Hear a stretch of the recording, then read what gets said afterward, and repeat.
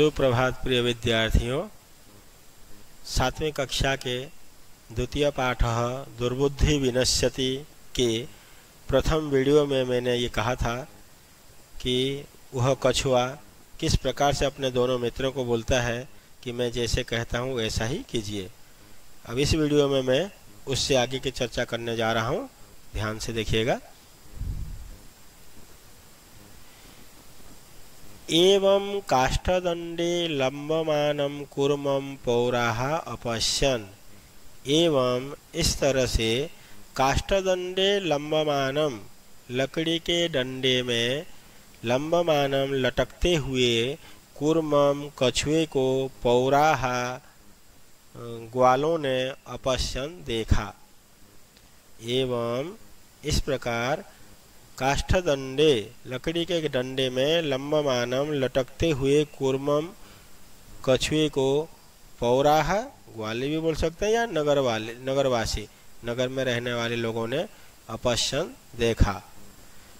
पश्चात अधावन अवदन् च। पश्चात उसके बाद, उसके पीछे पीछे, अधावन दौड़े, च अवदन् और बोले। जब कछुआ लटकता हुआ जा रहा था, पौराओं ने देखा अर्थात ग्वालों ने देखा और उसके पीछे दौड़े और बोले, अरे महद आश्चर्यम। इसमें संधि विच्छेद है, महद प्लस आश्चर्यम। महद मतलब महान, आश्चर्य मतलब आश्चर्य। अरे बहुत बड़ा आश्चर्य है। हंसाभ्याम सह, दो हंसों के साथ, दोनों हंसों के साथ, कूर्मोपि, कूर्मः प्लस अपि, कछुआ, अपि मतलब भी, कछुआ भी।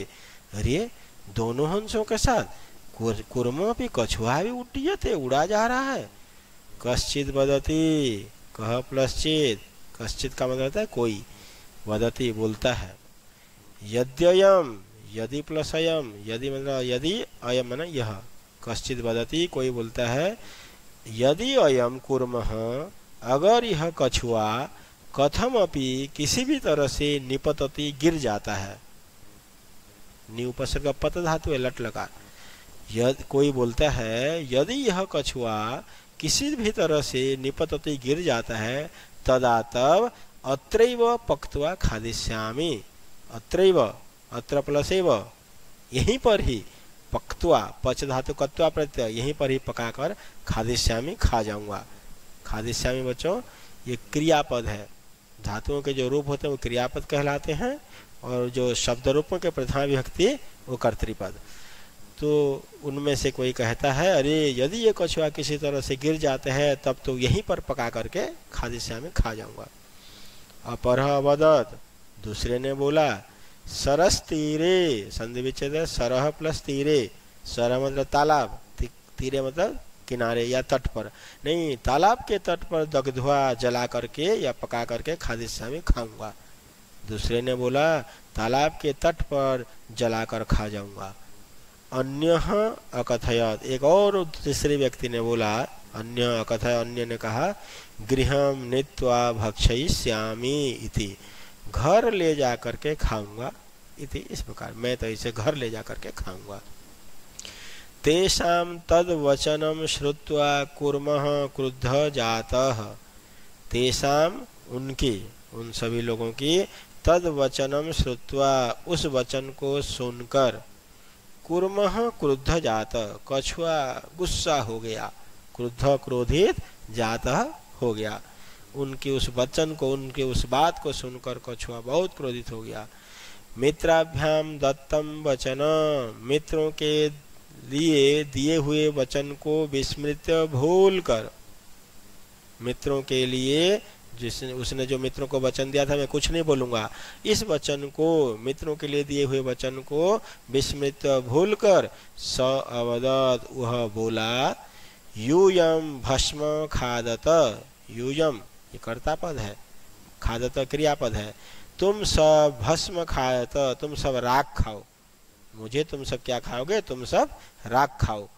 तत्क्षणमेव, उसी समय ही, तत्क्षणम उसी समय, एवं मतलब ही, उसी समय ही, कूर्मः कछुआ, दंडा डंडे से, भूमौ पतितः जमीन पर गिर गया, पौरे ही और ग्वालों के द्वारा सह मारित वह मारा गया। गाय चराने वालों के द्वारा वह मारा गया। तत्क्षणमेव उसी समय ही कूर्मः कछुआ दंडात पतितः डंडे से जमीन पर गिर गया। पौरहि सह मारित और ग्वालों के द्वारा वह मारा गया। अतएव उक्तम, अतएव इसलिए ही उक्तम कहा गया है। अतएव उक्तम इसलिए ही कहा गया है। फिर से एक बार बोल दे रहा हूँ। इस तरह लकड़ी के डंडे में लटकते हुए कछुए को देखकर पौरा उसके पीछे दौड़ने लगे और बोलने लगे, अरे बहुत बड़ा आश्चर्य है, हंसों के साथ कछुआ भी उड़ा जा रहा है। कोई बोलता है यदि ये कछुआ किसी तरह गिर जाता है तब तो यहीं पर पकाकर खा जाऊंगा। दूसरा बोलता है तालाब के किनारे या तालाब के तट पर जलाकर खा जाऊंगा। तीसरा बोलता है मैं घर ले जाकर के खाऊंगा। इस प्रकार उनकी वचन को सुनकर कछुआ क्रोधित हो गया और मित्रों के लिए दिए हुए वचन को भूलकर वह बोला, तुम सब राख खाओ। उसी समय वह कछुआ डंडे से जमीन पर गिर गया और ग्वालों के द्वारा वह मारा गया। इसलिए कहा गया है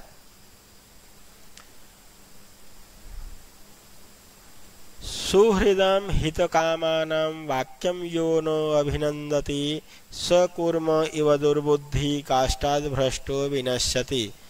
प्यारे बच्चों, यहाँ पे ये एक श्लोक है, इसका अन्वय बता देना चाहता हूँ मैं। पहले आप लोगों को अन्वय के बारे में अभी कुछ नहीं पता। अभी आप 7th में आए ना, 6 में तो अन्वय के बारे में बताया नहीं गया है। अब अन्वय क्या होता है सुनिए जरा। अन्वय का मतलब होता है पदक्रम।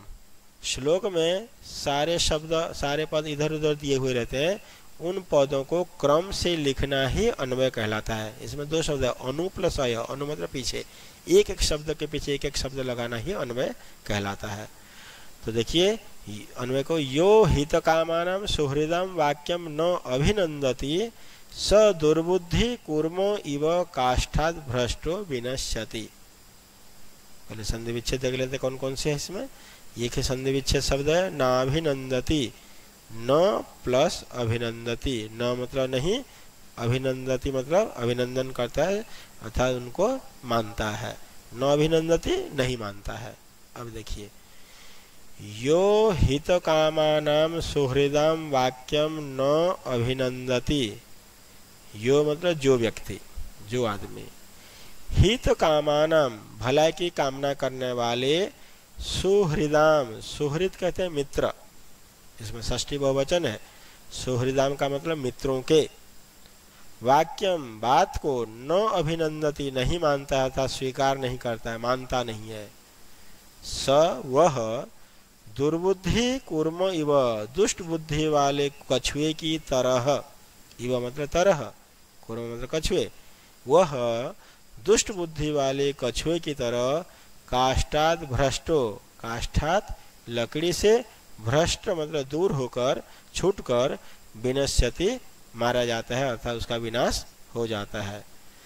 जो हित की कामना करने वाले, भलाई की बात करने वाले मित्रों की बात को नहीं मानता है, वह दुर्बुद्धि, वह दुष्ट बुद्धि कछुए की तरह काष्ठाद् भ्रष्टो, लकड़ी से अलग होकर, विनश्यति जिस प्रकार से वह कछुआ मित्रों की बात को भूल करके नहीं, मतलब मित्रों की बात को नहीं माना और कुछ बोलने लगा और लकड़ी से दूर हो गया, छूट गया और उसका विनाश हो गया, ठीक इसी प्रकार से जो व्यक्ति अपने मित्रों की बातों को नहीं मानते हैं, स्वीकार नहीं करते हैं, वो भी कछुए की तरह अपने जीवन में सक्सेस नहीं हो पाते, उनका भी विनाश हो जाता है। तो प्यारे बच्चों, अगर मेरा ये वीडियो आप सबको पसंद आया तो इसको लाइक कीजिए, शेयर कीजिए और मेरे चैनल को सब्सक्राइब ज़रूर करिए और एक बार घंटी ज़रूर बजाइए, जिससे कि आगे जो भी वीडियो मैं बनाऊं वो आपको बिल्कुल सही समय पर मिल सके। ठीक है, थैंक यू। जय तु भारतम, जय तु संस्कृत।